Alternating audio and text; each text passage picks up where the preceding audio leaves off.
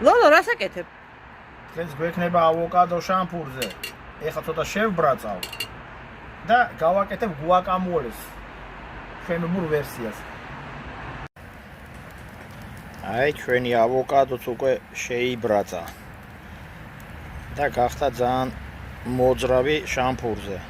ეხლა გავაკეთებთ პასტას. ავოკადო გავჭვლით მარილი, ლიმონი, პირპილი, ნიორი, პამიდორით და გავაკეთებთ გუაკამოლეს. ჩვენ არისტოკრატები ესე ვჭამთ ავოკადოს პასტას. ეხლა ამას აუვევთ კარგად, გემრიელად. აი ესე წაუსმევთ ყურზე. აი ესე ლამაზად.